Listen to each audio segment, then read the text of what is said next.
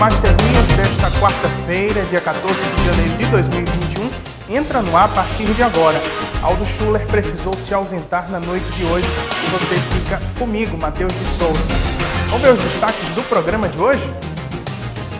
Mãe confessa que envenenou os 4 filhos com chumbinho na manhã de ontem em Bahia. Apesar de protestos, datas do Enem são mantidas para este domingo e o próximo. O presidente Jair Bolsonaro volta a ironizar a Coronavac após o número da eficácia geral ser divulgado. Para comentar sobre esse e outros assuntos, eu recebo no estúdio o professor e analista político Felipe Egito. O colapso em Manaus faz com que amazonenses venham à Paraíba se tratar do coronavírus. Um estudo mostra que adultos de até 54 anos recuperados do coronavírus apresentam imunidade por ao menos 5 meses. Para conversar sobre esse assunto e tirar dúvidas em relação à vacinação da Covid-19, eu recebo o médico infectologista Felipe Proenço. Tudo isso e muito mais a partir de agora, no Master News, só está começando.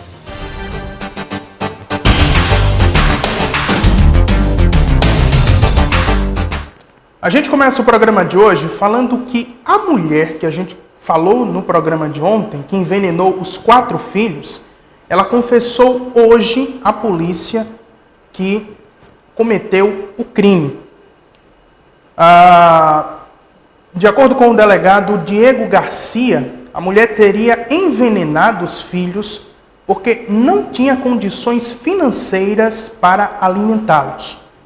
Os filhos de 2, 11, 12 e 18 anos foram levados para o Hospital de Trauma de João Pessoa ontem, após o veneno dissolvido em um suco, isso na hora do almoço. A mulher foi internada sob custódia na mesma unidade de saúde em que os filhos estavam. Os 4 filhos já receberam alta. E ainda de acordo com a polícia, a mulher estava desempregada e revelou que a pensão alimentícia que recebia do pai das crianças foi reduzida, o que deixou ela sem condições de comprar os alimentos para os 4 filhos.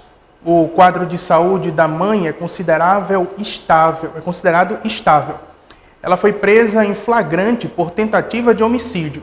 Eles já foram tratados e medicados e agora estão com familiares. No estúdio hoje eu recebo o professor e analista político, professor Felipe Egito. Seja muito bem-vindo ao Master News de hoje. Eu queria começar o programa falando um pouco sobre esse caso que a gente viu da mãe, né, que envenenou os 4 filhos.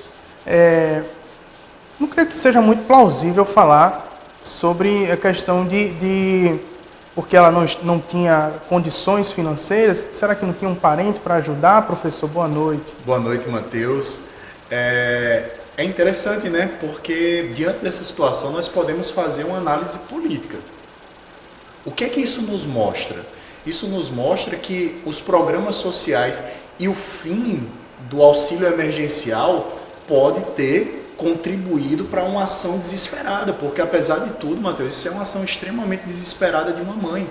Matar ou tentar matar os filhos porque não tem o que comer é uma ação extremamente desesperada. Obviamente que deve se analisar aí se essa mulher não tem nenhum problema de ordem psicológica, alguma coisa assim, mas de antemão nós podemos fazer sim uma análise política com o fim do auxílio emergencial. Imagina uma mãe dessa, ela tinha um filho ali, como você relatou, de 18 anos, ou seja, 2 pessoas dentro de casa recebendo auxílio emergencial, era R$ 1.200 por mês. E aí, com o fim do auxílio emergencial, isso vai pesar muito diante dessa situação deles lá. O governo ainda está estudando a possibilidade de retornar. Alguns deputados estão entrando com medidas de projeto de leis, na verdade, na Câmara, inclusive deputados paraibanos, para tentar voltar a distribuir renda com aquelas pessoas que estão mais precisando.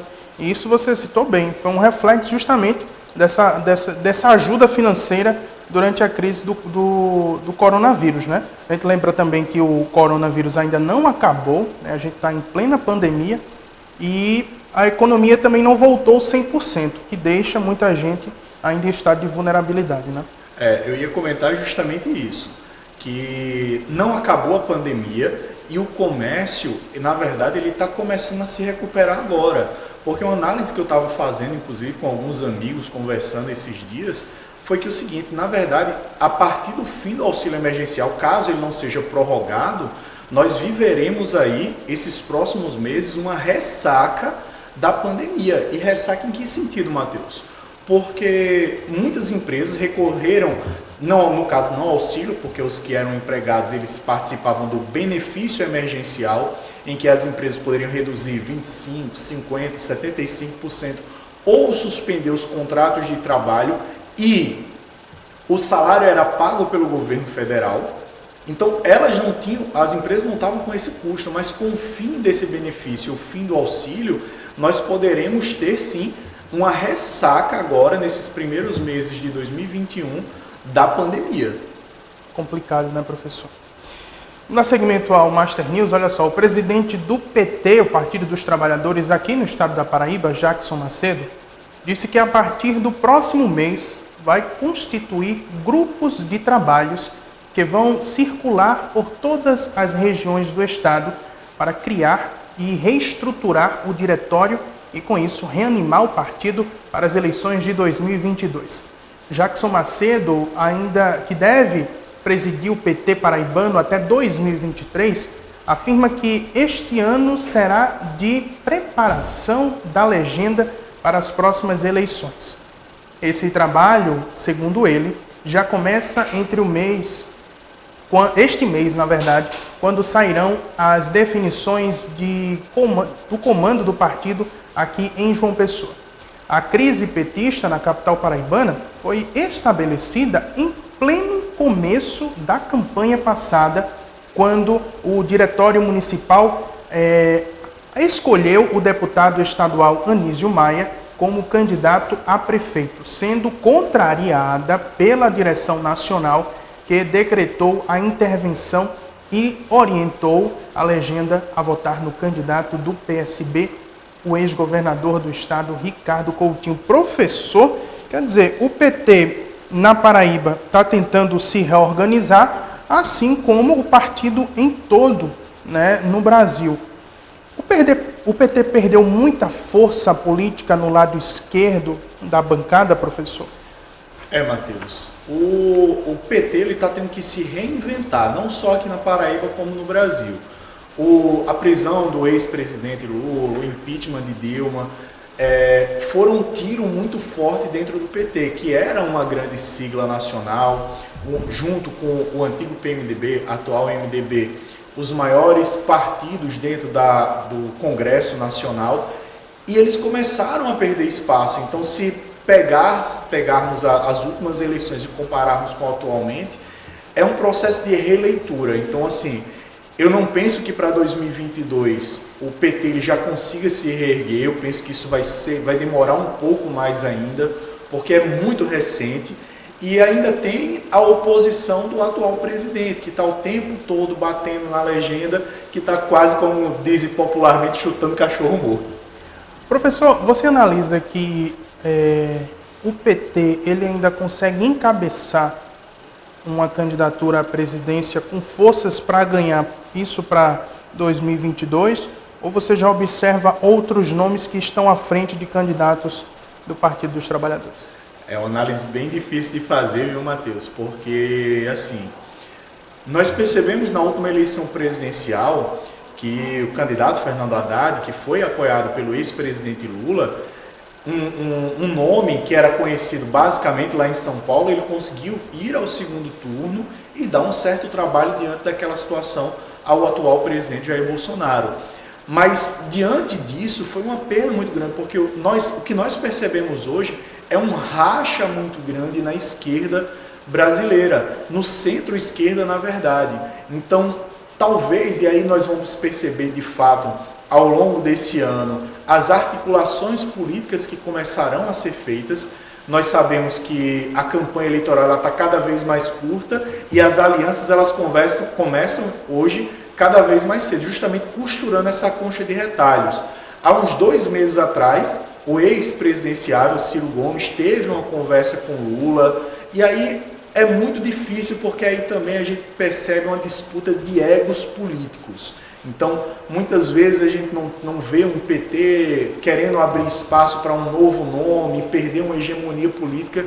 Então, nós percebemos também esse jogo diante dessa situação, Matheus. É isso que eu ia comentar, professor, porque, por exemplo, hoje, a nível nacional, o nome de Ciro Gomes é muito mais forte, pelo menos ao meu ver, do que, por exemplo, o nome do Fernando Haddad. O Fernando Haddad ele tem muitos correligionários ali do próprio Partido dos Trabalhadores, que são apoiadores do ex-presidente Lula, mas quem é do campo da esquerda não se vê representado ou não se vê apoiado 100% pelo PT.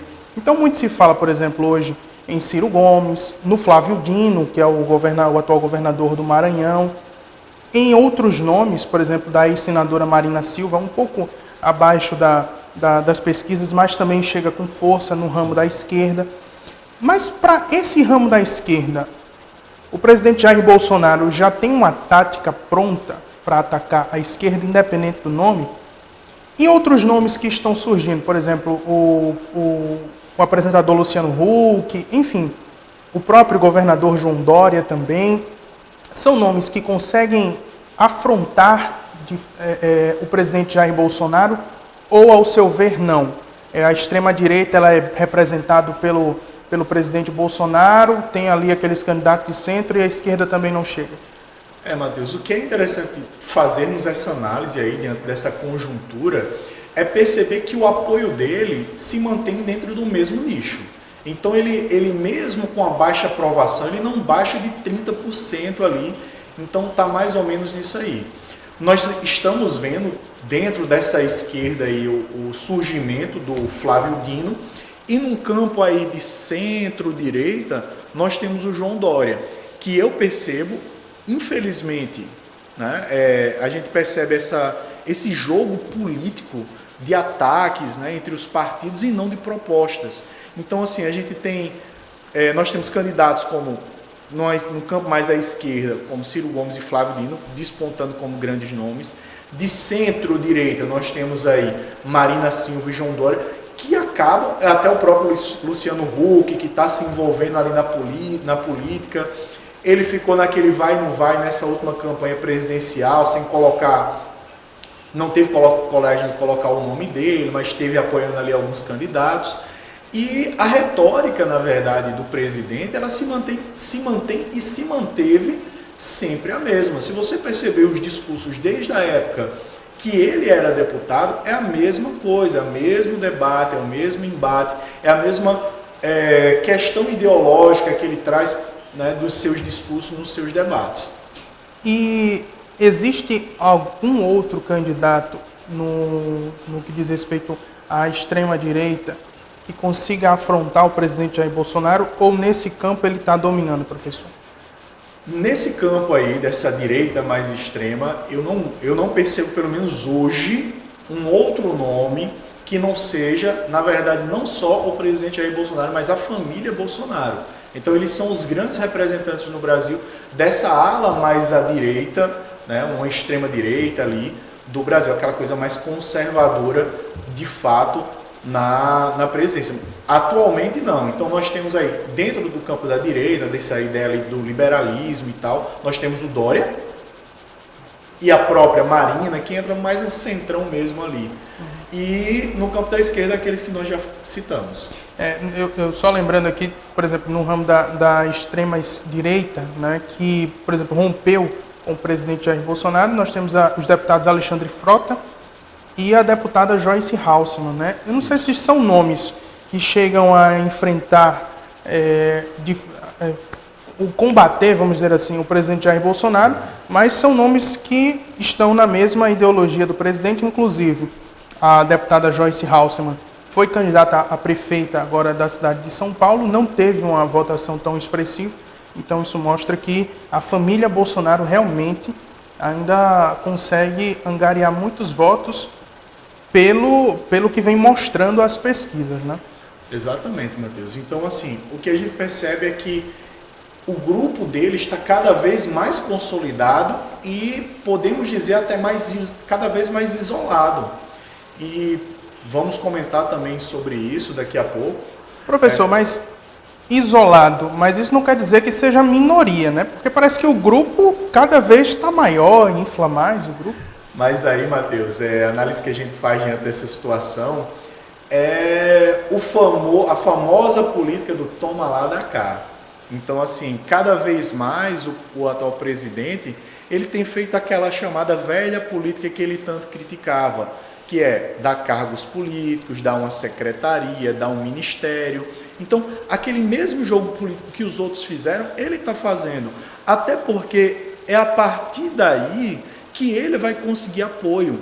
Diante do processo político brasileiro, nós temos que entender que as leis, elas entram e elas são aprovadas pelo Congresso Nacional, pelos deputados e senadores. Então, se ele não tem o apoio lá dentro, ele não vai conseguir fazer nada. Então, diante até a análise que a gente faz daquela situação, a reforma da Previdência mesmo, que saiu durante seu mandato, foi mais uma jogada do Rodrigo Maia, de fato, atual presidente, até daqui a 15 dias, né, do Congresso, da Câmara dos Deputados, do que de fato do presidente, do que de fato do Paulo Guedes. A gente vai voltar a falar daqui a pouco sobre a questão da eleição para a Câmara e para o Senado, mas antes vamos falar essa notícia aqui, olha só. O Tribunal Regional Federal da Terceira Região manteve hoje a decisão da Justiça Federal em São Paulo, que negou o adiamento do Enem e manteve as datas para o próximo domingo, dia 17, e o domingo seguinte, dia 24, agora de janeiro. No texto da decisão, o desembargador Antônio Carlos Cedenho disse que a aplicação do exame não foi uma decisão isolada, nem política do Ministério da Educação. Houve a participação de setores diretamente interessados no Enem, inclusive estados e municípios, dando legitimidade e representatividade para a nova data. A realização do Enem, segundo o desembargador, embora ele fale que as infecções pelo novo coronavírus tenham se intensificado por conta das festas de fim de ano, ele observou que as normas sanitárias minimizam o risco durante a prova. Professor, essa história do Enem tem dado o que falar, porque muitos alunos têm se queixado, né? Inclusive, eu não sei se tem fotos aí de alguns alunos, uma hashtag que subiram no Twitter, né? A de Enem, não sei se tem fotos aí, mas enfim. Muita gente começou a querer o adiamento do Enem por conta justamente desse número de aumento de casos. Inclusive um diretor do INEP, se eu não me engano, ele veio a falecer por conta do Covid. Você que é professor e é professor de ensino médio, né? O que é que você tem propriedade para falar sobre isso? O que é que os alunos têm lhe relatado, professor, em relação ao adiamento do Enem? Vão ter condições mesmo de fazer essa prova?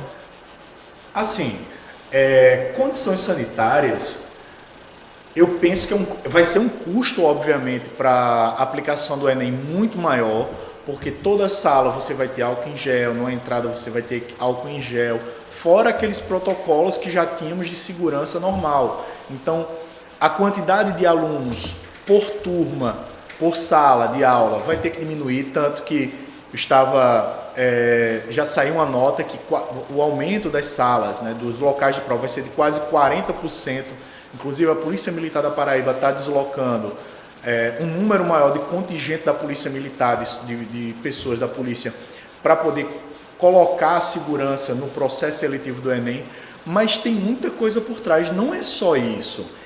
E o aluno que naquele dia tiver com sintomas, se ele não fizer a prova, ele vai ter direito a uma segunda chance? O aluno que tiver internado, ele vai ter uma segunda chance? Então tem muita coisa por trás dessa situação. Imagina, um aluno vai ali para fazer uma prova daquela, sei lá, com 25, 30 alunos dentro de uma sala, ele com os sintomas, mas não vai falar nada, com medo de perder a prova e ter que adiar. E ele vai para lá e aí contaminou mais 30 que vão levar mais para casa e vão contaminar, sei lá, mais 60 e aí acaba virando uma bola de neve. São assintomáticos, né? Às vezes podem ter contraído o coronavírus, não sentiu nada, foi fazer a prova e aí consegue contaminar toda uma turma que foi lá, que está na sala, por mais medidas sanitárias que se tenha, mas assim, o ensino presencial, a prova do Enem, muitas vezes são incógnitas que a gente tem antes da vacina, né? Quanto mais você evita aglomeração, melhor você fica. Pelo menos esse é o meu pensamento, né? Pois é. E assim, o problema é porque vai adiar até quando? Nós estamos aí com um processo de vacinação para provavelmente iniciar no dia 20. Então, iniciando no dia 20, quando é que esses alunos estariam imunizados para iniciar uma prova? Então já vão ser adiados a imunização deles. Então, assim, diante dessa situação, é uma decisão muito difícil de se tomar diante do que está ocorrendo. Não sei se foi aprovado, mas a cidade de Manaus tinha solicitado, tinha dito que não ia liberar as escolas diante do caos. Foi liberado. Foi liberado, né? Foi. Os alunos que vão prestar o Enem vão fazer a prova em um outro dia, excepcionalmente na cidade de Manaus, justamente pelo colapso que está na saúde lá. Porque a decisão da Justiça tinha sido o seguinte, como em caso, e isso é previsto já na aplicação do Enem, que em casos excepcionais, eu não lembro se foi no Paraná, que teve há uns 4, 5 anos atrás, que tiveram enchentes, aí tem uma segunda aplicação. Então isso está previsto no Enem, uma segunda aplicação, isso é normal. Mas aí a quantidade dessa segunda aplicação, como é que ficaria diante dessa situação? Nós temos lá Manaus, nesse caos. Aqui na Paraíba nós estamos até relativamente tranquilos diante dessa situação. Mas aí como é que fica? Né?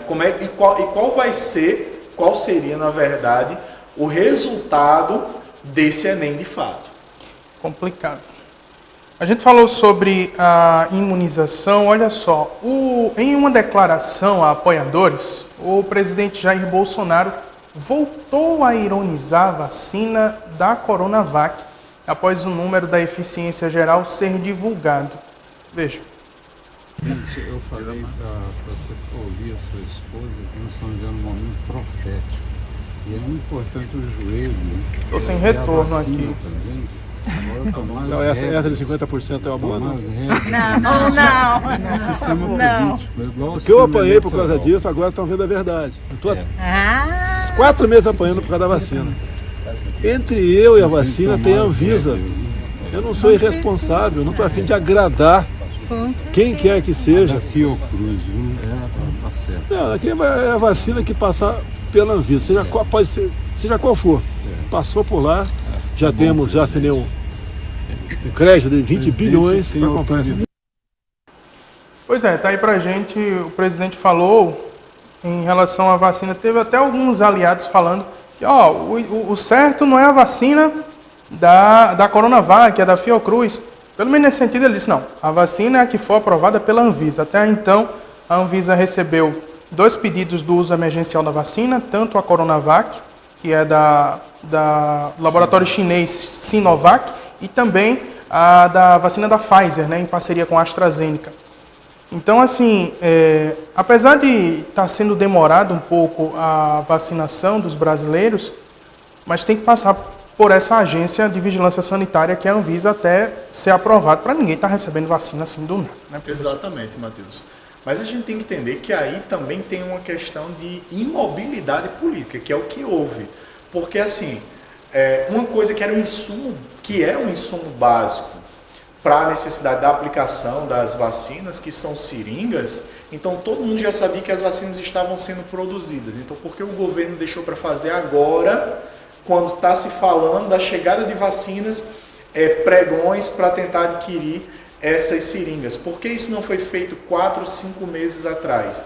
Então, assim, além desse pedido emergencial, e aí o STF liberou, disse, se for liberado por alguma agência internacional, como a agência americana, a agência da comunidade europeia pode ser aplicada no Brasil, mesmo que a Anvisa ainda demore. Então, o STF já deu essa liberdade para que haja isso. E ainda nesse tema de vacinação, olha só, uma coisa até que me surpreendeu, viu? Os aliados do presidente Jair Bolsonaro aqui no estado da Paraíba admitiram que devem tomar a vacina Coronavac contra a Covid-19. A Coronavac é da farmacêutica chinesa Sinovac em parceria com a BioNTech. Nas redes sociais, o deputado Valber Virgulin respondeu a um internauta que pediu para ele ter cuidado para não tomar a vacina Doriana, olha só como chamaram a vacina, fazendo justamente alusão ao que a vacina comprada pelo governo de São Paulo, o governador João Dória, né? De acordo com o parlamentar paraibano, ele falou o seguinte, abre aspas, de graça até injeção na testa, fecha aspas. Já o deputado também paraibano, o Cabo Gilberto, do PSL, informou que vai se vacinar com qualquer imunizante que for aprovado pela Anvisa. Pois é, tá aí. Vamos fazer o seguinte, vamos dar uma pequena pausa, daqui a pouco o Master News volta com mais professor Felipe Egito, suas análises políticas em João Pessoa, 18 horas e 37 minutos. A gente volta daqui a pouco.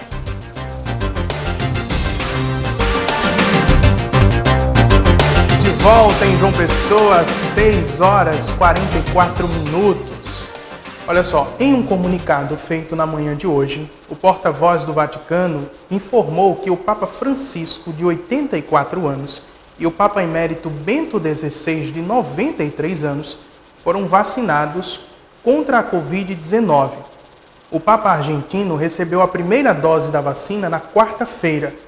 Já o Papa Emérito alemão foi vacinado hoje. A campanha de vacinação do Vaticano começou na quarta-feira. E neste momento são priorizados os profissionais da saúde e os idosos moradores da cidade-estado, sede da Igreja Católica localizada dentro de Roma.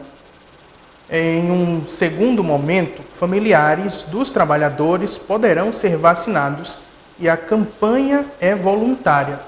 A vacina não será aplicada em crianças e pessoas menores de 18 anos. E o sepultamento do deputado estadual João Henrique aconteceu na manhã de hoje em Monteiro, no Cariri paraibano, que é a cidade natal do deputado. Um carro do Corpo de Bombeiros foi que fez o cortejo do corpo. A gente tem um vídeo que mostra a chegada do deputado. Vou pedir para o pessoal soltar aí, vamos ver.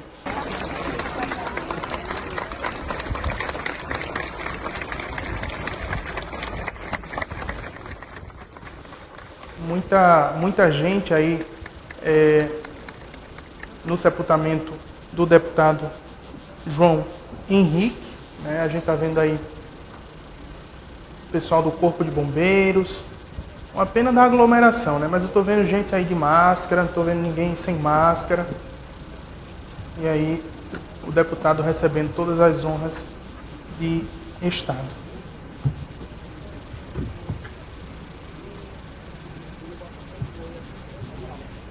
Lembrando que o deputado João Henrique morreu na última terça-feira em decorrência de complicações da Covid-19. Ele estava internado no Hospital Vila Nova Star, que fica na cidade de São Paulo.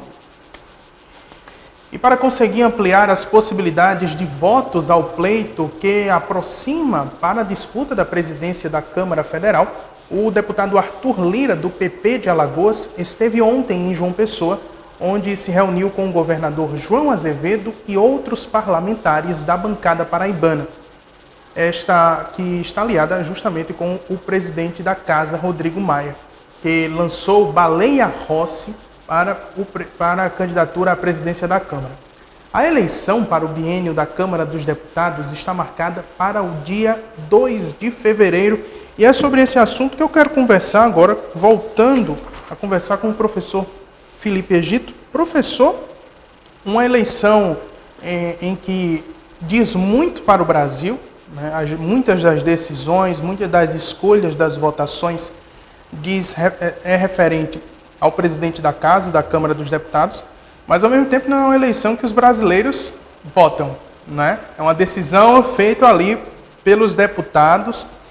Qual a importância dessa eleição, visto politicamente, e também desses dois candidatos que aí estão, tanto o Arthur Lira, né, quanto o deputado Baleia Rossi?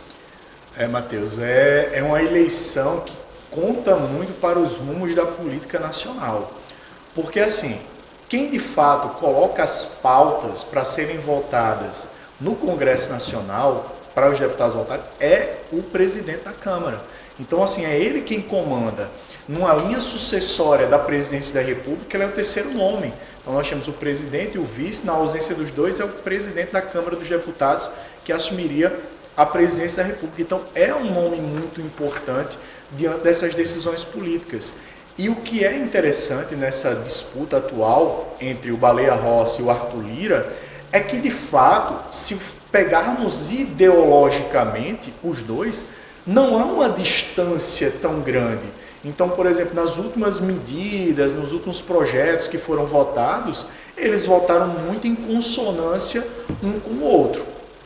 Então, assim, é interessante, diante dessa situação, a gente perceber que a luta foi justamente essa entre Baleia Rossi e Arthur Lira, de buscar o apoio daqueles grupos de esquerda, daqueles grupos que não apoiam o presidente. Então, teoricamente, diante da conjuntura que nós temos hoje formada, o Arthur Lira seria o candidato do presidente e o Baleia Rossi, apoiado pelo atual presidente da Câmara dos Deputados, o Rodrigo Maia, seria um candidato aí de certa forma de oposição nessa situação política que se vive. Mas, essencialmente, os dois defendem as reformas políticas, administrativa, que estão querendo votar, e a reforma tributária, inclusive, o Baleia Rossi, ele é um dos mentores, um dos propositores de uma reforma tributária que tramita no Congresso Nacional. Então, assim, são nomes que não são antagônicos.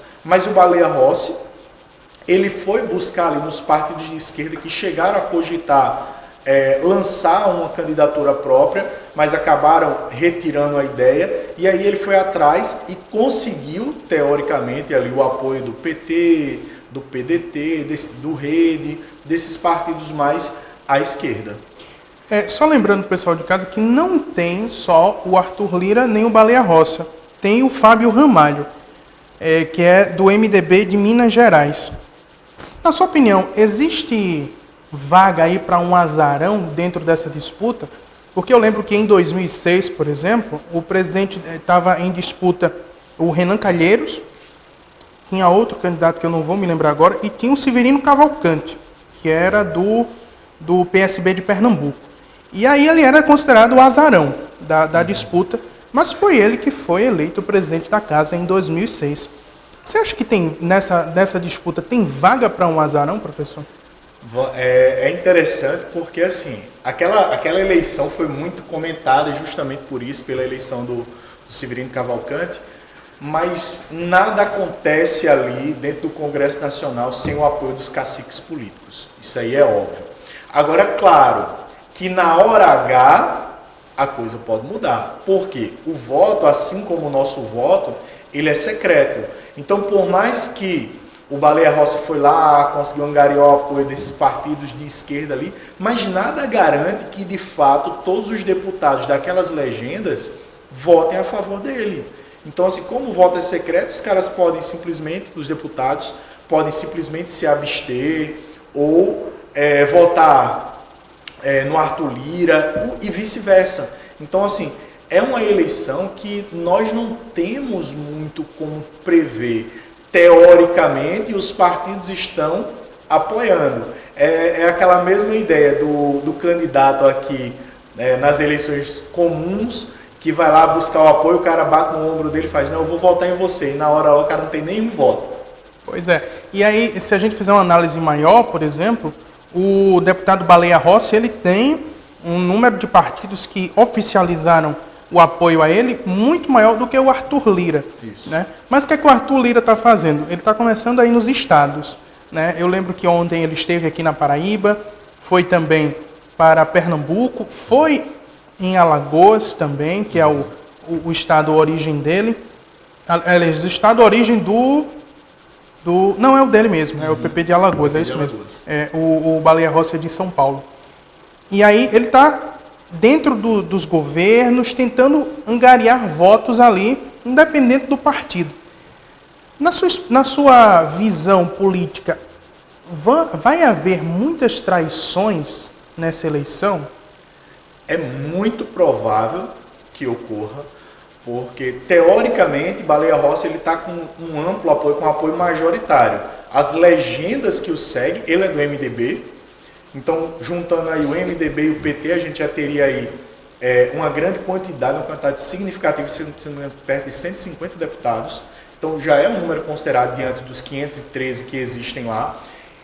E ele foi buscar apoio do DEM, de outros partidos ali. Só que, às vezes, diante dessa situação, pode ter algum candidato ali, algum deputado de um partido que o apoiava, do próprio MDB, que não apoie essa vinculação com esses grupos de esquerda e acabe migrando para o Arthur Lira. Por quê? Uma das pautas que é uma coisa meio que antagônica entre os dois é a questão de colocar em votação o impeachment do presidente. O Arthur Lira já disse que não ia colocar de forma alguma, e ele está dizendo que o Baleia Rossi vai colocar em votação esse processo de impeachment aí do presidente. E aí talvez mesmo nesses partidos, e alguns desses partidos que declararam apoio a Baleia Rossi, talvez temam uma possível... Ele não colocou isso de fato, né? Mas não se sabe o que é que ele colocou para esses partidos para que eles pudessem apoiar nominalmente a sua candidatura. Então tem que se fazer essa análise aí. Então há uma probabilidade sim de que haja grandes traições nesse cenário. Vamos dar um foco agora, vamos sair de um congresso, vamos para o outro, vamos para o Senado, que também vai acontecer as eleições no Senado, né? O MDB também está com candidatura no Senado, é a deputada Simone Tebet. Ela, se eu não me engano, é filha de um deputado que tem esse mesmo sobrenome, está me fugindo o nome dele agora. Mas o que muita gente está dizendo é que a candidatura dela foi tida como tardia. Ela não conseguiu angariar muitos votos ali, fazer muitas alianças. Já o outro candidato, que é o candidato, deixa eu só ver aqui, Rodrigo Pacheco, que é do DEM de Minas Gerais. Ele é apoiado tanto por Bolsonaro quanto pelo PT. Só para você ter uma ideia. E outro dado favorável que vai para Rodrigo Pacheco é de que é muito difícil um partido conseguir ganhar a eleição tanto na Câmara quanto no Senado. Isso aconteceu poucas vezes na história recente da democracia brasileira. Então, quer dizer, ela sai muito atrás e podemos dizer que a eleição está praticamente vencida, professor? Matheus, é bem interessante porque, assim, e nós estamos falando da Simone, da senadora Simone Tebet, que compõe a maior bancada do Senado, com a mudança aí do Vital do Rego, e esqueci o nome do outro senador agora que mudou. Eles têm 15 dos 41 senadores do Brasil. Então, assim, é uma bancada considerável. Então, praticamente um terço aí está dentro do MDB. Então, é uma bancada forte. Por que foi tardia? Eu vejo, a análise que eu percebo ali daquela situação, é meio que ela foi jogada ali na cova dos leões para lançar um nome de oposição, ou pelo menos tentar um nome de oposição ao Rodrigo Pacheco, que, como você falou, tem o apoio do presidente Bolsonaro e tem o apoio do PT. Meu caro, a política brasileira não é para amadores. Não é, de fato, não é para amadores, Matheus. É para a gente perceber, e eu converso muito com alguns colegas de profissão, alguns colegas fora, que o seguinte, infelizmente, partido político no Brasil, ele não tem, poucos são que tem de fato ideologia. Hoje eles são simplesmente siglas que os candidatos eles mudam de um para o outro simplesmente por conveniência eleitoral. Infelizmente, poucos são os que de fato defendem uma ideologia por trás. E isso enfraquece cada vez mais. E por isso que a gente vê, não temos uma fidelidade partidária, como, por exemplo, a gente tem lá nos Estados Unidos. Que ou você é republicano ou você é democrata. E os caras batem o pé, e só quando é uma coisa esdrúxula e absurda é que você vê os deputados de um partido votando contra. Professor, muito obrigado pela sua presença aqui no Master News e eu deixo o microfone aberto para suas considerações finais. Matheus, eu agradeço mais uma vez aqui o convite para ser feito e que é importante. Eu gosto muito, você sabe disso, de conversar sobre política, porque eu penso que, infelizmente, o brasileiro ele não quer discutir política porque ele acha que a política não deve ser debatida, mas pelo contrário, a política deve ser conversada, deve ser debatida e deve ser explicada. Não deve virar um bicho de 7 cabeças. E sim, deve estar em todas as nossas rodas de conversas e principalmente a gente tem que saber, nós temos que saber como ela funciona. Muito obrigado, professor. Olha só, pessoal, a Secretaria Estadual, a Secretaria de Estado de Saúde divulgou agora há pouco os dados, né, referentes às últimas 24 horas da Covid-19. Só para você ter uma ideia, foram 1.028 novos casos da Covid-19 de ontem para hoje. Estou falando de 24 horas, mais de 1.000 casos confirmados. E 12 mortes. 12 pessoas. Dessas 12 pessoas que morreram, 11 morreram de ontem para hoje. Ao todo, a Paraíba confirmou 175.227 casos confirmados e 3.857 óbitos. Eu só volto a recordar que esse número de 3.857 não deixe que fique apenas como um número. São pessoas, são vidas, e essas pessoas tinham famílias, tinham amigos que conviviam. Infelizmente, perderam a vida para a Covid-19 desse vírus. Vamos ver como é que vai ficar o tempo nesta sexta-feira. No decorrer do dia, o tempo deverá permanecer com nebulosidade variável, podendo ocorrer chuvas passageiras e pontuais nas regiões do Brejo e também no litoral. No litoral, a mínima será de 24 e a máxima de 32 graus. Já no Brejo, a mínima será de 21 e máxima de 30 graus. No Sertão, a mínima é de 23 e a máxima de 36 graus. Vai fazer calor no Sertão paraibano, né? Vamos para o intervalo, daqui a pouco o Master News está de volta. Agora em João Pessoa, 18 horas e 59 minutos, virou o relógio, 19 horas em ponto, a gente volta daqui a pouco.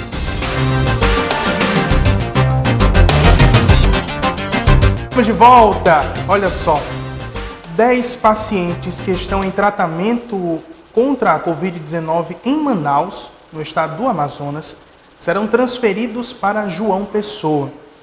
A informação foi confirmada pelo secretário de Saúde da Paraíba, Geraldo Medeiros. Os pacientes serão transferidos para o Hospital Universitário Lauro Vanderlei, da UFPB. Para a logística, serão utilizadas as ambulâncias de unidade de suporte avançado do SAMU para fazer o transporte do aeroporto Castro Pinto até o HU. Os 10 pacientes são adultos e estão em enfermarias de Manaus. Eles virão para a capital paraibana pela falta de oxigênio em hospitais da região da Amazônia. Só lembrando também para o pessoal que lá em Manaus está havendo um colapso na saúde. Quer dizer, o que significa o colapso? É o pessoal estar precisando de equipamentos hospitalares e não ter nem hospital público, nem hospital privado. É você precisar se internar e não ter como se internar pela falta de equipamentos. Então, foi uma medida que não só acontece aqui na Paraíba, mas em alguns estados do Brasil, aos americanos para permanecerem unidos e evitar a violência. O pronunciamento foi feito após ser identificado no Congresso o processo de impeachment contra ele. Em um discurso gravado no Salão Oval, o presidente dos Estados Unidos, Donald Trump, pediu a todos os americanos a abertura do processo de impeachment contra ele. O republicano se tornou o primeiro presidente da história americana a ser submetido a 2 processos de impeachment. A Câmara dos Representantes votou pela acusação de incitação à insurreição, devido ao ataque ao Congresso na quarta-feira da semana passada. Na ocasião, em um comício, Trump insuflou a multidão que horas depois invadiu o Capitólio, enquanto legisladores certificavam a vitória eleitoral do democrata Joe Biden. Complicada essa situação aí do Donald Trump, né? Se vocês me permitem dar uma opinião aqui, eu acho interessante porque o pedido de impeachment do presidente americano Donald Trump foi feito praticamente dias antes do mandato dele acabar, né? Alegando muitas vezes atitudes que não condizem a um chefe de Estado. Então, mas por que isso só foi feito depois que ele perdeu a eleição e faltando dias para ele sair do cargo? É minimamente estranho, né? Olha só, vamos voltar a falar sobre a questão da vacinação, a vacinação que está vindo aqui para o Brasil. A notícia é que um avião fretado pelo Ministério da Saúde para buscar 2 milhões de doses de vacina, da vacina de Oxford na Índia, foi adiado. Ele estava previsto para sair do Recife ontem às 11 da manhã, direto para a cidade indiana de Mumbai. Agora, ele sairá da capital pernambucana somente amanhã, no mesmo horário. A data de retorno do avião ao Brasil, com a carga de vacina estimada em 15 toneladas, ainda está sendo avaliada. Antes do adiamento da viagem, as vacinas estavam previstas para chegar ao Brasil no próximo sábado, pelo aeroporto do Galeão, no Rio de Janeiro. O imunizante foi adquirido pelo Ministério da Saúde junto ao laboratório indiano para garantir o início da vacinação dos brasileiros de forma simultânea e gratuita. E para comentar sobre esses e outros assuntos, hoje eu recebo o médico sanitarista Dr. Felipe Proenço, a quem eu saúdo com boa noite. Boa noite, Matheus. Vinha falando com o Aldo algumas vezes se a gente poderia ter boas notícias para 2021 e acho que essas notícias sobre vacinação nos trazem um novo horizonte nesse enfrentamento da Covid. Professor, a gente falou um pouco agora sobre um avião, né, que foi fretado pelo Ministério da Saúde para ir buscar na Índia alguns insumos para vacina, para começar a vacinação aqui no Brasil. A gente tem também a liberação da Anvisa, né, para a vacina Sinovac, né, a Coronavac, do laboratório chinês. Quer dizer, a gente está começando, na sua opinião, a gente está começando atrasado em relação a outros países? A gente tá no momento certo porque precisou esperar a aprovação da Anvisa? Ou está atrasado, a Anvisa atrasou, o governo atrasou? Qual é a sua visão como médico e como pessoa que está de frente no combate a essa pandemia? Olha, Matheus, para enfrentar a Covid, as ações preventivas são as grandes possibilidades que a gente tem nesse momento. Então, sempre a questão do reforço do uso de máscara, lavagem das mãos, do distanciamento social, são ações preventivas fundamentais. E agora a gente incorpora outra grande estratégia a esse enfrentamento, que é a vacinação. A gente sabe que no Reino Unido essa vacinação começou no início de dezembro. Então, as pessoas no Reino Unido já estão em outro momento de vacinação. A gente tem países como Israel, em que quase 15% da sua população já foi vacinada, e eles, inclusive, já estão conseguindo vacinar pessoas que não são dos grupos de risco. Nesse sentido, é um pouco preocupante, né, o momento que a gente está vivendo no Brasil, ainda mais quando a gente olha para outros países latino-americanos, que também começaram a vacinação. Então, há uma preocupação com esse tempo, ainda mais quando a gente soma esse fator, essa nova variante do coronavírus, que também é um SARS-CoV-2, também é desse tipo de coronavírus, mas que se avalia que pode ter uma maior possibilidade de transmissão, e a situação de colapso que está se vivendo na rede de Manaus, como foi muito bem documentada, né? Por que a empresa brasileira de serviços hospitalares pediu apoio para outros hospitais em outros estados do país, né, aqui do Nordeste, enfim, exatamente pelo colapso que a rede está, e quando falta oxigênio, Não falta oxigênio só para a Covid, falta oxigênio também para vacinas. uma série de outros problemas de saúde. Então, nesse sentido, a vacina consegue, acho que o primeiro efeito que a gente busca com a vacina é exatamente diminuir essa sobrecarga dos sistemas de saúde, é o primeiro efeito esperado. E nesse sentido, ainda mais quando a gente vê que a gente está passando por cidades com colapso no país, poderia ter começado antes a vacinação no Brasil, né? Mas está nos tempos agora, os pedidos de registro foram feitos para a Anvisa, se tem uma expectativa que até o final de semana se tenha uma resposta da Anvisa, então a gente vai trabalhar com esses tempos agora para proteger a população. O senhor falou em relação à vacina e eu lembrei que nesta semana muita gente ficou em dúvida em relação à vacina do Instituto Butantan, né? Porque inicialmente o governador de São Paulo, João Dória, ele falou que a vacina tinha uma eficácia de 70 e poucos por cento, 78, se não me falha a memória, para casos moderados e leves e para 100% em casos graves. E aí, alguns dias depois, o próprio Instituto, não mais do governador do estado, mas representantes do Instituto, deram um novo número, um número de 50,38%. Quer dizer, se a gente for traduzir para o pessoal de casa, a eficácia da vacina é de 78? É de 100? É de 50? Queria que o senhor deixasse claro para o pessoal de casa entender e também passar essa informação para outras pessoas. Bom, a principal informação é que a vacina tem a eficácia exigida pela Organização Mundial de Saúde. Então essa é a primeira grande constatação dos estudos que foram feitos com a Coronavac aqui no Brasil. A partir daí, tem uma preocupação que a gente olha para todas as vacinas, né? Por exemplo, boa parte da população brasileira foi vacinada com a BCG, contra a tuberculose. Por que a gente faz essa vacinação da BCG? É para evitar formas graves da tuberculose. E é por isso que é muito difícil hoje em dia ver no Brasil casos de meningite, infecção cerebral por tuberculose. Ainda existem casos de infecção pulmonar que geralmente é menos grave do que esse quadro. Então, o primeiro dado, tem eficácia exigida pela Organização Mundial de Saúde.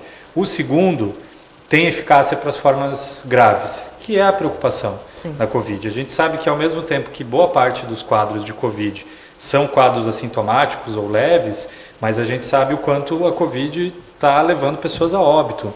Já são mais de 206 mil pessoas no Brasil. Então, o segundo dado é esse. A vacina da Covid, da Coronavac, ela tem essa capacidade de evitar os quadros graves. Agora, houve uma estratégia de comunicação do Instituto Butantan, que é um instituto muito renomado, muito bem avaliado por todos pesquisadores no Brasil e gestores, enfim, em que ele primeiro divulgou a eficácia com relação aos casos moderados e graves, que essa é de 78%, 78% com relação aos casos moderados, e depois divulgou com relação a casos ainda mais leves, casos assintomáticos e ainda mais leves. Aí nesse caso é de 50%. De toda forma, o que isso significa? Que uma parte significativa das pessoas que forem vacinadas não desenvolverão a Covid, né, o que ajuda a romper a cadeia de transmissão, mas o principal, o percentual menor que venha a desenvolver a Covid não vai desenvolver quadros moderados e nem quadros graves, que são os quadros que levam à hospitalização. Por isso que ela tem a eficácia necessária para iniciar uma campanha de vacinação e por isso que certamente ela traz impacto do ponto de vista de internações e, evidentemente, de número de mortes. Você vê que nenhuma das pessoas que recebeu a vacina veio a ter um quadro grave. As pessoas que receberam o placebo, essas sim tiveram um quadro grave. Então, é a eficácia necessária e essa eficácia aumenta para os casos moderados e graves, que são os que a gente está buscando combater. Doutor, até então o Brasil ele adquiriu dois tipos de vacina, né, de dois laboratórios diferentes. O laboratório do AstraZeneca, né, que é a vacina em parceria com a Universidade de Oxford, e também a vacina da Sinovac. Né? Eu queria que o senhor explicasse para o pessoal de casa o seguinte: qual é a diferença entre essas duas vacinas? Porque a vacina de Oxford tem uma eficiência muito maior do que a vacina da Sinovac. Por que também essa preferência do Brasil para a vacina da Sinovac? Olha, do ponto de vista da quantidade de dados que foram abertas, né, a gente ainda precisa ver o braço da vacina Oxford AstraZeneca que foi feita no Brasil. Então a gente ainda está aguardando mais dados sobre a eficácia. Internacionalmente a gente já viu resultados, né, superiores a 70% de eficácia, o que também atinge o percentual exigido pela Organização Mundial de Saúde. As vacinas têm formas, né, têm composições diferentes. Em que sentido? A vacina da Coronavac, ela tem o chamado vírus atenuado, né, o vírus que não tem capacidade de desenvolver a doença na população, e a vacina da AstraZeneca com Oxford, ela tem uma proteína do coronavírus que é capaz de gerar a reação imune na pessoa vacinada. Então elas têm diferentes mecanismos, ao mesmo tempo algo que é um dado interessante, as duas precisam de manutenção em rede de frios, que a gente chama, de temperaturas semelhantes ao que são utilizadas aqui no Brasil já, diferente da vacina da Pfizer, que precisa de uma outra capacidade de estocagem. E do ponto de vista da repercussão, a gente tem mais dados no Brasil da Coronavac, em que a gente já sabe que ela tem essa capacidade de reduzir a necessidade de hospitalização e de casos graves. A partir daí, o que a gente vai precisar avaliar agora vacinando, já não mais no âmbito de pesquisa à população? Qual que é o percentual mínimo da população para a gente conseguir romper também cadeia de transmissão? E é por isso que a gente precisa, a partir de agora, seguir avaliando essas questões. A gente já sabe que consegue romper a questão das internações, mas agora a gente precisa ver a repercussão em romper a cadeia da transmissão. O senhor falou em relação à questão da manutenção da vacina, e aí me veio eu lembrei de um dado na questão da refrigeração dessas vacinas, né? A vacina da Coronavac e a vacina de Oxford, né, ela tem uma refrigeração parecida com outras vacinas que a gente já tem aqui no Brasil, né? Então seria mais fácil, por exemplo, para transportar para o Alto Sertão, aqui do estado ou de outros estados, para regiões da Amazônia, por exemplo. Já a vacina da Pfizer, apesar dela ter uma eficácia muito maior, né, pelo menos os dados que eu vi estavam beirando 90%. Não sei se o senhor me confirma isso. Mas, assim, a dificuldade de armazenamento dela é muito maior, de refrigeração dela, do que das duas vacinas anteriores. E, se eu não me engano, o preço dela também aumenta muito significativamente. Então, quer dizer, nesses casos, é melhor a gente ver não a eficácia da vacina, mas sim a praticidade de imunizar a cadeia no Brasil? Olha, a primeira grande questão é a vacina que está disponível. A gente precisa da vacina que está disponível e que tem já as 3 fases de testes consolidadas. Acho que essa é uma questão importante também. Em outros momentos a gente falava em vacinação, mas a gente ainda não tinha resultado de fase 3 de testes. Então essa é uma questão importante, né? Mas claro, você utilizar toda a experiência e toda a capacidade que o Programa Nacional de Imunização já tem, exatamente porque os mecanismos da vacina da Coronavac e da Oxford AstraZeneca são semelhantes aos mecanismos das vacinas que a gente já utiliza no Brasil. Então, vacina contra pólio, por exemplo, né, que é contra a paralisia infantil. A Coronavac tem um mecanismo semelhante a essa. Vacina contra hepatite B, que é outra vacina que também já vem há um bom tempo no Programa Nacional de Imunização. É semelhante ao mecanismo da Oxford AstraZeneca. O mecanismo da Pfizer é um mecanismo novo. Você pega só o código genético do coronavírus e já se demonstrou que com isso você consegue ter uma reação imune da pessoa que recebe essa vacina. Mas para a vacina manter a eficácia dela, ela precisa dessa refrigeração maior. E aí, nesse caso, se a gente tem uma vacina disponível e essa vacina ainda por cima ela se adequa aos padrões do que já vem sendo utilizado no Programa Nacional de Imunização do Brasil, ela é bem interessante, porque leva a entender que a gente vai conseguir chegar mais rapidamente. Já existe uma estrutura no Brasil para vacinar rapidamente. Acho que diferente dos Estados Unidos, onde inclusive se tem uma preocupação de perder vacinas. Nesse caso, eles têm um estoque de vacinas, mas por não ter um sistema público de saúde, por não ter o SUS como o Brasil tem, eles estão tendo dificuldade de distribuição e de aplicação das vacinas, na logística. O Brasil, historicamente, já tem uma logística preparada para isso. Claro que vai precisar de um número ainda maior de pessoas vacinadas. No início da pandemia do coronavírus, foram 80 milhões de pessoas vacinadas no Brasil para o H1N1. Então isso demonstra a capacidade de vacinação que existe no Brasil.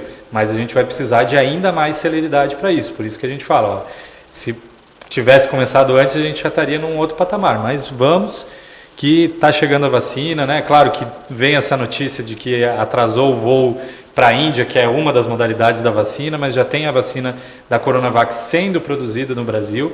Então, a gente está só nessa expectativa. Claro que a Anvisa tem que olhar os dados, mas ao mesmo tempo tem principalmente a Oxford AstraZeneca já foi aprovada para uso emergencial em alguns países. Então, a gente já está na expectativa exatamente do começo dessa vacinação. Daqui a pouco eu vou saber mais do doutor sobre a nova cepa do coronavírus, que está assustando muita gente pelo índice de transmissão, que é muito maior, segundo alguns estudos, e também sobre tecnologia brasileira, né? Porque o Brasil ainda não desenvolveu a vacina própria, apesar de ter institutos sérios como a Fiocruz, o Butantan. Daqui a pouco a gente conversa sobre isso.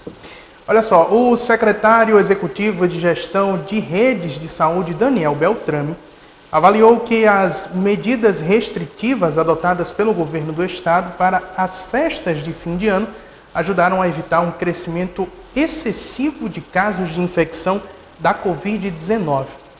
No entanto, as próximas semanas serão de aumento de casos por conta da conscientização das pessoas no período de veraneio. Beltrame também avaliou que o cenário nacional em que muitos estados estão enfrentando um colapso tanto na rede pública como na rede privada. Ainda segundo o secretário, a ansiedade que toma conta das pessoas com a proximidade da chegada das vacinas deve também vir carregada de cautela e cumprimento das medidas sanitárias para que não se esqueçam de permanecer em prevenção. Lembrando que os primeiros lotes das vacinas chegarão na Paraíba, os primeiros lotes que chegarão na Paraíba são da Coronavac e o da Fiocruz, o laboratório AstraZeneca. A expectativa é de que a partir do dia 21 de janeiro, as doses já estejam sendo enviadas aos estados de forma simultânea pelo Ministério da Saúde. Vamos ver como é que fechou o mercado financeiro desta quinta-feira. O dólar comercial registrou baixa de 2% e fechou sendo vendido a R$ 5,20. Já o euro encerrou o dia sendo cotado a R$ 6,32. E o índice brasileiro Ibovespa fechou em alta de 1,3%. A gente vai dar uma pequena pausa e na volta eu volto a conversar com o médico sanitarista Dr. Felipe Proenço. Em João Pessoa, agora são 19h25. Master News volta daqui a pouco.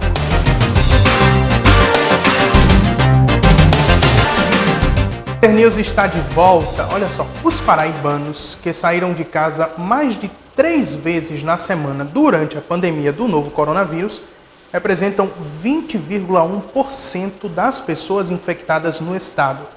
As informações estão no relatório divulgado pela Secretaria de Estado da Saúde, que apresenta a análise da atual situação da pandemia na Paraíba.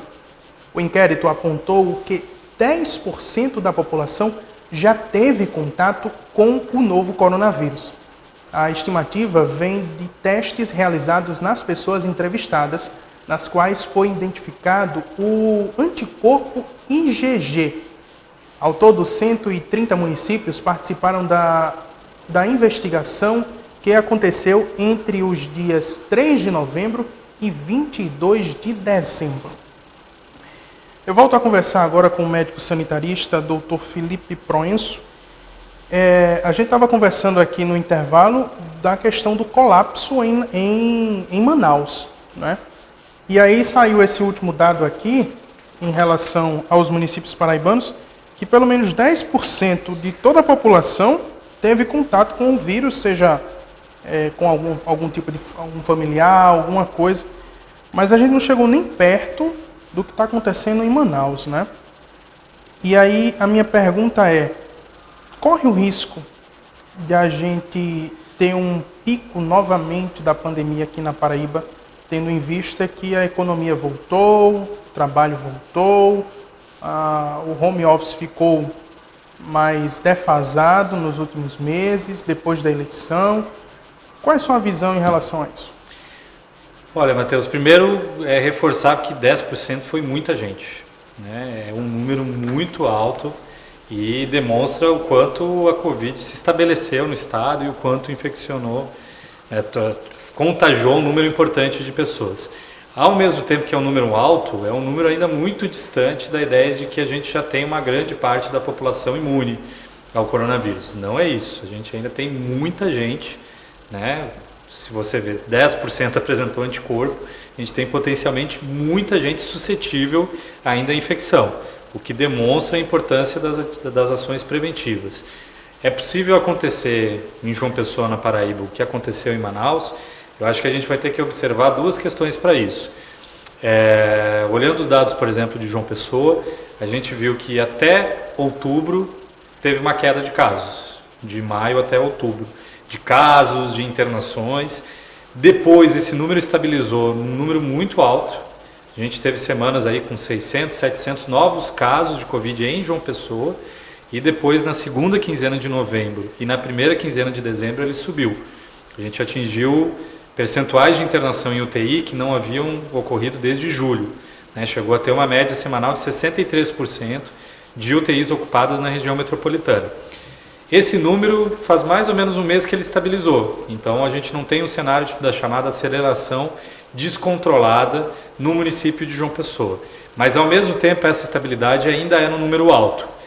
Qual é a possibilidade de acontecer o que aconteceu em Manaus aqui?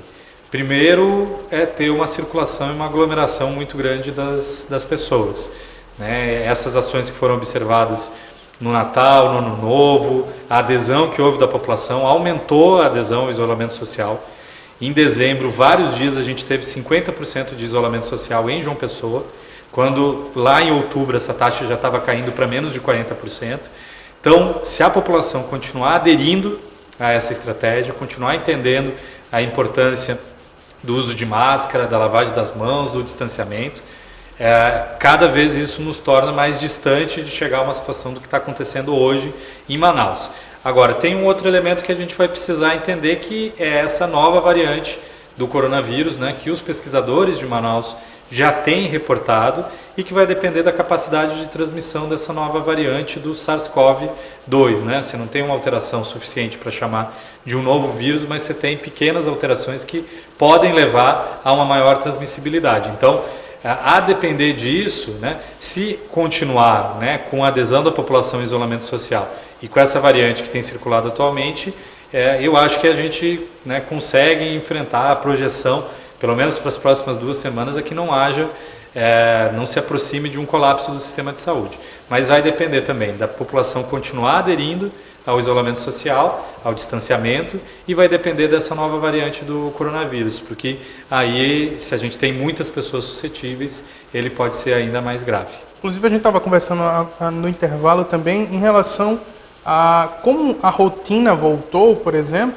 Muitos hospitais aqui da Grande João Pessoa não estão mais, não digo focados, mas não estão só mais atendendo os casos de Covid. Vocês têm um acidente, alguém passa mal de alguma forma. Então, quer dizer, se eu não me engano, as unidades de pronto atendimento, as UPAs, as 4 UPAs aqui da capital, Bancários, Água Fria, Valentina Cruz das Armas. E Cruz das Armas, elas voltaram a atender outras especialidades, se não Covid. E aí muita gente estava se perguntando, ora, será que uma pessoa que está com uma febre, uma tosse e não é Covid, quando vai a uma UPA cheio de casos de Covid, pode se contaminar? O senhor, como médico sanitarista, como é que o senhor avalia essa nova determinação do município de João Pessoa em voltar a atender outros casos que não o Covid-19 nas unidades de pronto atendimento? Matheus, são dados que a gente acompanha diariamente para ver não só como está a ocupação de leitos hospitalares, mas a gente tem o dado também de procura por UPAs, porque é uma informação muito interessante, né? Você saber efetivamente quantas pessoas estão procurando as UPAs e quantas estão precisando ficar em observação nas UPAs. E efetivamente, desde a segunda quinzena de dezembro, essa procura não vinha justificando a manutenção das 4 UPAs somente para atendimento de Covid. A literatura, né, os pesquisadores, a gente já tem falado numa segunda ou numa terceira onda relacionada à Covid, mas não de pessoas doentes por causa da Covid, mas de pessoas com problemas, sejam problemas mais agudos, né, mais imediatos, ou problemas mais crônicos, aqueles hipertensos, diabéticos, problemas cardíacos crônicos, que deixam de procurar o sistema de saúde ou têm dificuldade de acesso ao sistema de saúde por causa do enfoque do sistema à Covid. Então, como houve um aumento de casos, né, até a segunda quinzena de dezembro, depois esse cenário estabilizou e a gente vinha notando que a pressão nas UPAs não justificava a manutenção de atendimento somente de Covid, eu acho que foi uma decisão acertada de ter esse atendimento chamado de híbrido, né, de você não atender só a Covid, e as autoridades sanitárias, né, a Secretaria de Saúde está tomando todos os cuidados exatamente para que tenha a separação dos pacientes nesse ambiente. Acho que é uma preocupação que a gente tem desde o início da pandemia, por isso essa orientação do ficar em casa, né, exatamente para a pessoa, ao procurar o serviço de saúde, também não acabar indo com outro problema e voltar com Covid, né?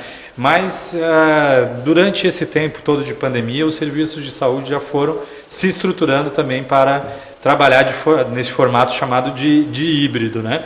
Então vejo que foi uma decisão necessária, até por causa dos outros agravos de saúde também, que não só continuam, como durante um tempo eles, de certa forma, foram represados pelo enfoque na Covid.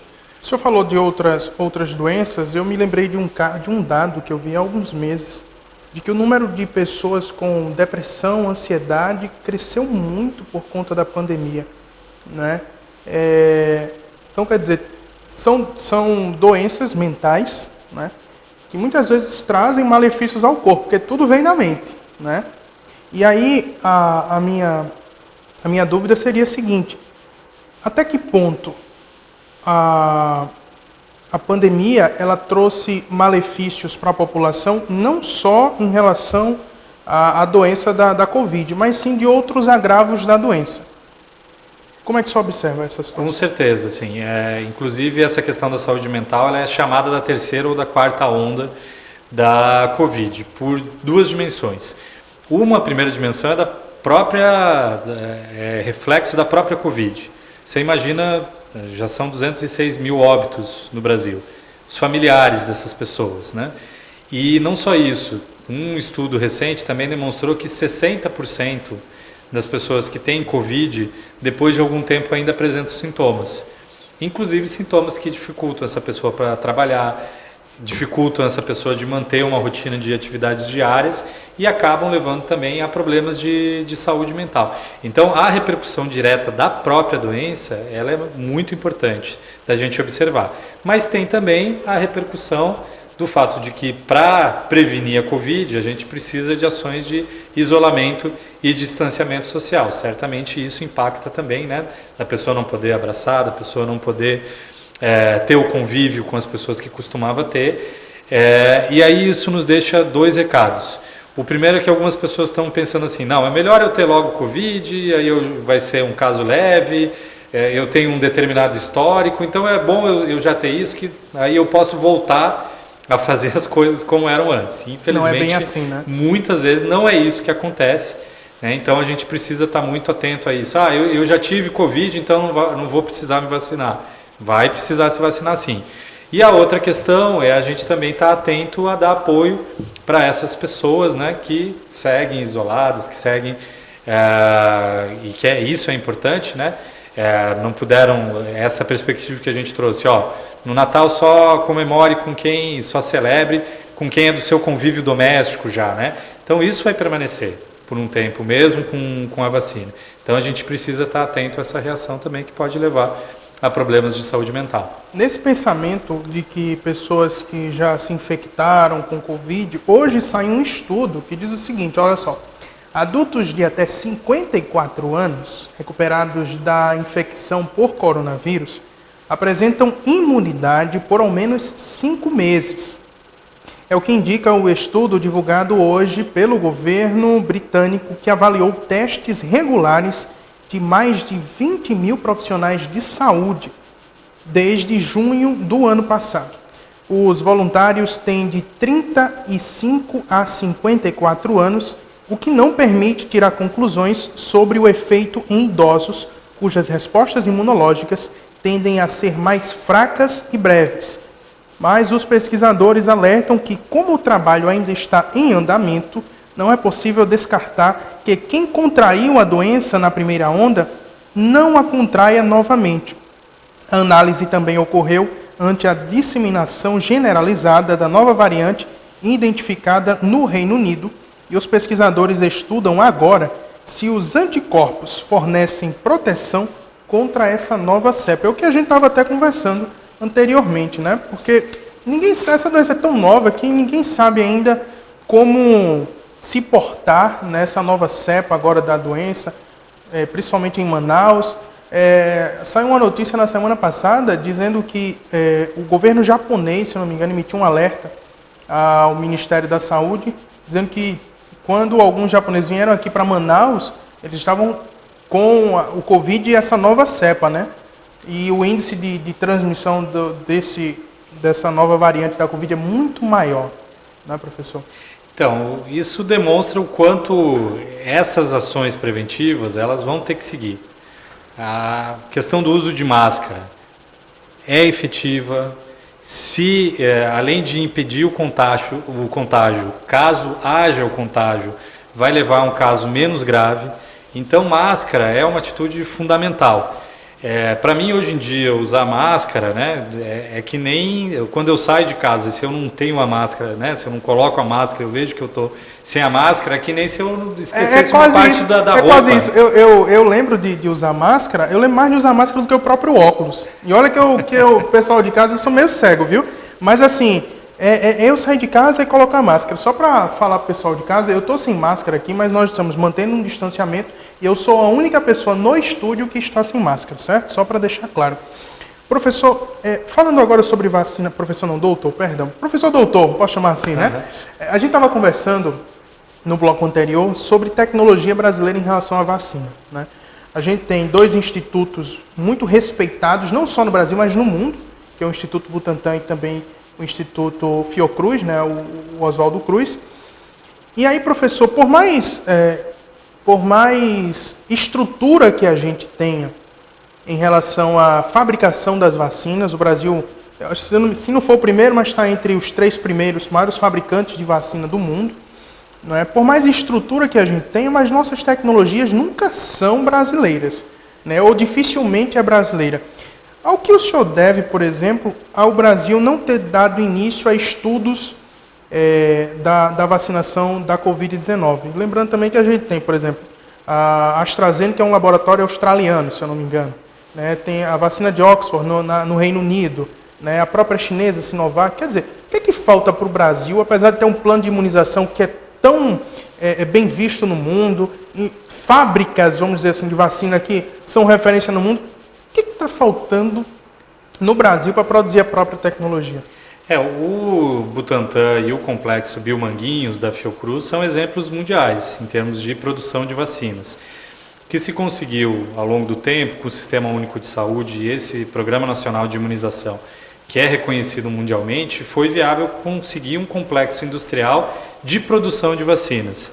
Mas para atingir o que é necessário na vacina, né, coisa é você produzir a vacina, outra coisa é você ter a substância que é inserida na vacina, né? O material que é inserido na vacina. Isso depende também de muito investimento em pesquisa, muito investimento nessa área de ciência e de inovação.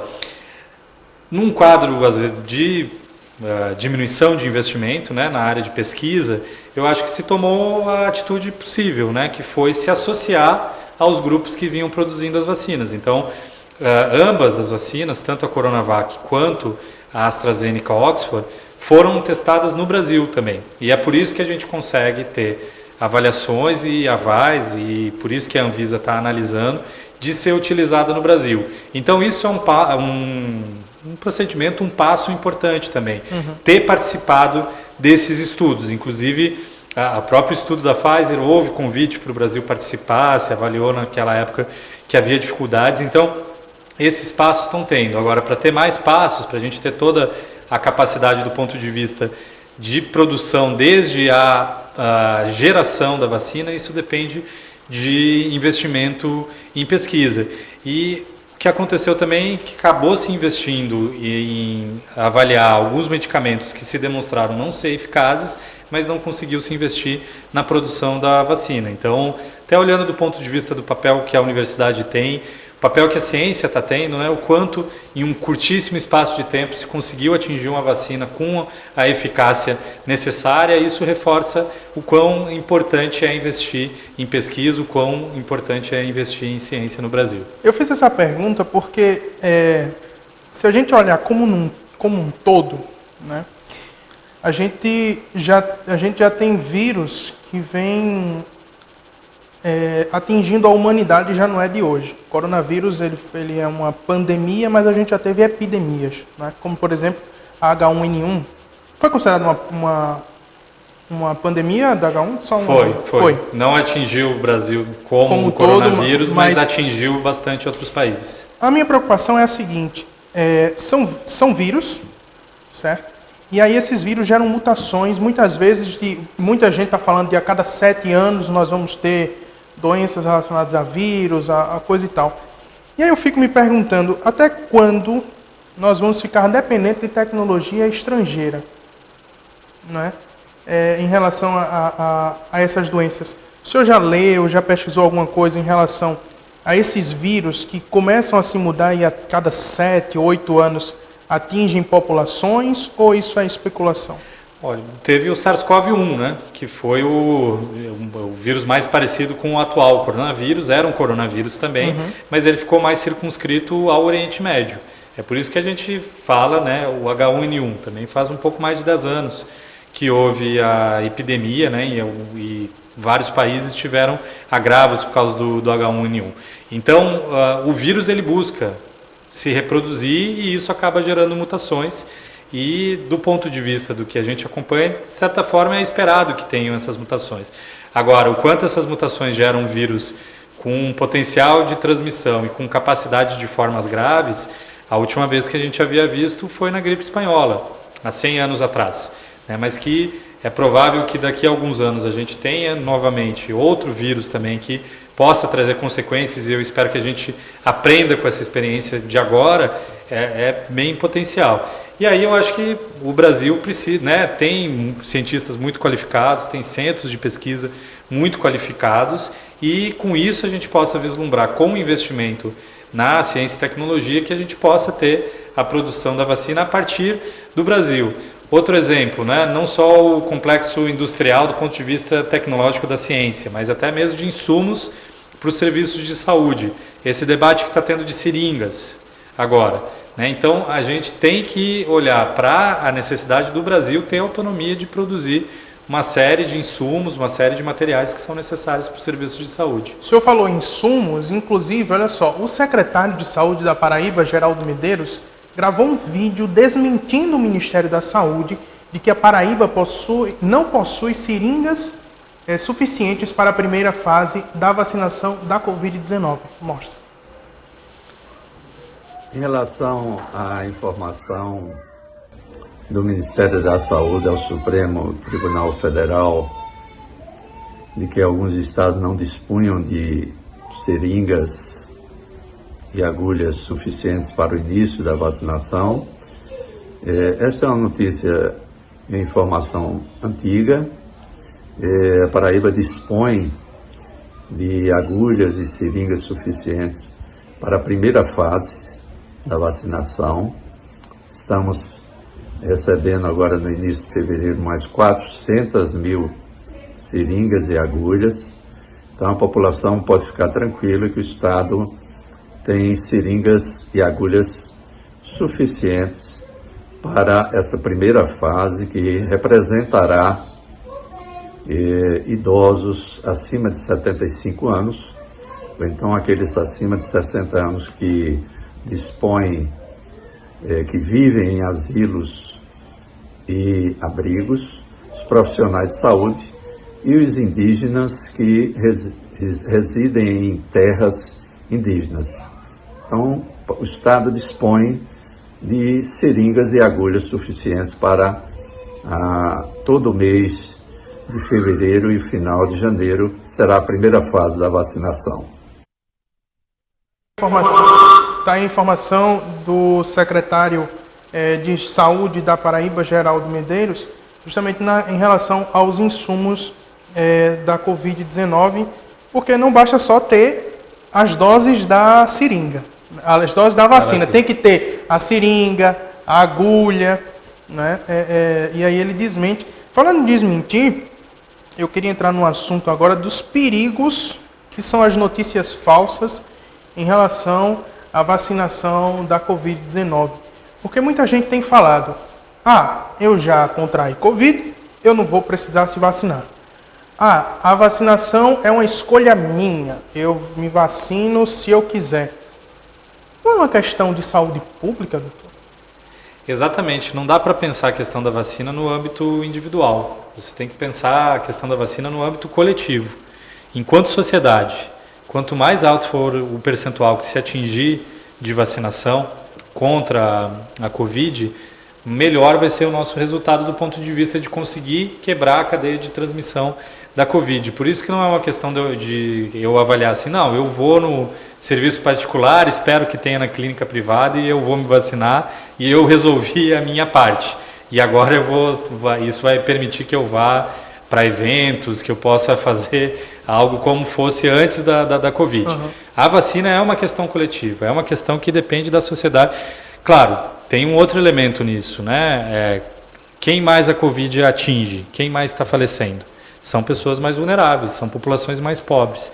E é exatamente por isso que a gente tem que ter uma visão de sociedade, de como um todo conseguir atingir um percentual alto de vacinação para conseguir quebrar a cadeia de transmissão e gerar só formas mais leves mesmo da Covid, de modo que a gente possa passar a conviver com a Covid como a gente convive com o vírus da própria gripe espanhola, né? 100 anos depois a gente convive com ele muito mais tranquilamente, né? Então é uma questão coletiva e aí a gente vai precisar que as pessoas, né, entendam quando a gente fala em eficácia, são estudos muito sérios, são instituições muito sérias que estão vendo isso. Às vezes façam comparações utilizando o percentual de eficácia, por exemplo, da Coronavac, é o percentual preconizado pela Organização Mundial de Saúde, né? E que possa ter uma adesão muito grande a essa campanha de vacinação, exatamente para não estar só me protegendo, está protegendo a coletividade, está protegendo todas as pessoas, né? Eu estou protegendo também as pessoas com quem eu convivo, ou muitas vezes as pessoas com quem nem eu convivo, mas que se eu estivesse transmitindo o Covid, de alguma maneira poderia chegar nelas. Então essa é uma questão muito importante, a gente precisa de uma adesão muito alta à campanha de vacinação para conseguir evitar uma transmissão como está acontecendo agora com tantas pessoas suscetíveis à Covid. Então a vacinação é fundamental. É só para trocar em miúdos, por mais que o pessoal que está nos vendo, nos acompanhando nesse momento, por mais que diga assim, a Coronavac tem 50%, mas é um 50% que metade não vai pegar, isso é comprovado, e a outra metade pode até pegar, mas vai ter sintomas levíssimos. Né? Um percentual muito pequeno de casos moderados, né? que precise de um atendimento hospitalar, mas coisas simples. Né? Então, assim, acho que o pensamento que o pessoal deve ter de casa não é do número da eficácia da vacina, não nesse momento. O importante é a gente desafogar a questão dos hospitais, a questão das UTIs e de tudo. E aí sim, a gente vê essa questão de outras doses, né, que a gente estava até conversando, só para inteirar aqui na conversa, a gente estava conversando sobre essas 2 doses no intervalo, a gente nem falou isso no ar. Muita gente fala nas 2 doses, doutor. Uma dose só resolve? O que é que a segunda dose faz? Queria que o senhor tirasse essa dúvida, que eu acho que muita gente tem também. A depender da vacina, uma segunda dose pode aumentar o potencial de imunidade que a vacina gera. Mas isso nos remete de novo a essa discussão, que é uma discussão coletiva. É mais interessante a gente ter uma maior parte da população com um grau de imunidade, com uma memória imunológica suficiente para evitar casos moderados e graves, para evitar a hospitalização, e aí vai ter que se avaliar qual que é a viabilidade de uma segunda dose. Isso precisa de um certo tempo de acompanhamento. Hoje a gente sabe que as vacinas que tem no Programa Nacional de Imunização, que a maioria são feitas nas crianças, e os testes agora das vacinas para Covid são todos em adultos, né? As vacinas feitas em crianças, elas necessitam de 2, 3 doses em alguns momentos, depois de um certo tempo, às vezes mais de um ano, precisa de uma nova dose. Então a gente vai estar avaliando isso também, né? Mas desse ponto de vista, de que pelo menos uma dose nesse momento, se conseguir atingir um percentual alto da população, isso certamente vai evitar casos graves. Eu acho que esse é o nosso primeiro grande objetivo. Por isso que, atingido esse objetivo, a gente vai poder ver o quanto vai conseguir romper cadeia de transmissão. E aí, rompendo cadeia de transmissão, evita também não só os casos graves, mas como evita também os casos leves. E a gente também vai ter que avaliar o que possivelmente vai precisar todo ano já ter modificações na vacina para conseguir enfrentar esse coronavírus. Como já acontece na vacina da gripe, que sempre tem mutação, sempre todo ano tem campanha de vacinação contra a gripe. Acho que vai também beirar por esse caminho, né? Se o coronavírus tiver esse comportamento também, certamente em 2022, nova campanha de vacinação contra a Covid. Então, algumas coisas a gente já pode vislumbrar, inclusive essa questão de que mesmo vacinado, segue a necessidade das medidas de proteção, né? As medidas de prevenção, de uso de máscara, de distanciamento. Eu não vejo uma perspectiva diferente nesse sentido em 2021, por exemplo. A gente pensar que possa ser um ano em que a gente já tenha aglomerações novamente. Então a gente já tem que olhar pela proteção, pelo cuidado com as pessoas, colocar a saúde, né? Seguir colocando a saúde em primeiro lugar, exatamente para evitar novos quadros, né? E situações como essas que a gente está vendo em Manaus. Doutor Felipe Proenço, muito obrigado pela entrevista de hoje. Agradeço em nome de toda a equipe do Master News e deixo o microfone aberto para suas considerações finais. É isso. Obrigado, Matheus. Vamos seguir conversando. Não vamos entrar, né, em correntes de WhatsApp que dizem para as pessoas não se vacinarem, né? Estamos trabalhando com vacinas que têm a eficácia necessária, que tenha a eficácia exigida pela Organização Mundial de Saúde e que a gente possa conversar novamente assim, já tendo iniciado a campanha de vacinação, certamente a gente já vai ter um outro quadro epidemiológico na cidade de João Pessoa e no estado da Paraíba. Assim esperamos. Muito obrigado. Olha só, e uma postagem sobre o aeroporto Castro Pinto viralizou nas redes sociais nos últimos dias. É nessa imagem que você está vendo aí na tela. Olha só, um homem reclama sobre a falta de ar-condicionado no terminal aéreo aqui de João Pessoa. O internauta se queixou com o Ministério de Desenvolvimento e a Infraero pelo fato de, segundo ele, o aeroporto estaria sem ar-condicionado. Volta aquela imagem lá da postagem, olha só o que ele fala. Ele diz o seguinte, abre aspas, é uma vergonha isso, cadê as privatizações e concessões prometidas? Foi o que ele perguntou. E aí a Infraero deu uma resposta aí, né, dizendo que não é mais ela que administra o aeroporto, né? Quem administra o aeroporto é uma empresa espanhola chamada Aena, que ganhou a concessão para administrar o aeroporto pelos próximos 30 anos. E aí a Aena informou que pretende instalar mais 8 equipamentos de climatização distribuídos em pontos considerados estratégicos dentro do aeroporto. A privatização ainda virou um tema entre os internautas. Uns questionaram sobre o posicionamento de alguns brasileiros que acreditam que a solução para o mau funcionamento das instalações públicas e a entrega à iniciativa privada. Isso seria bom, né? Outros já questionam com frases mais irônicas. Muita gente diz assim, mas não era só privatizar que melhora, né? E aí fica para a gente pensar mais sobre isso. Bom, o Master News desta quinta-feira vai ficando por aqui. Lembrando que amanhã Aldo Schula estará de volta aqui na bancada do Master News. Só lembrar para vocês, antes da gente encerrar o programa, se for sair de casa, lembra das medidas de proteção. Usar máscara, manter o distanciamento social, usar álcool em gel e lavar as mãos sempre que for necessário. Eu vou ficando por aqui. Até mais. Tchau!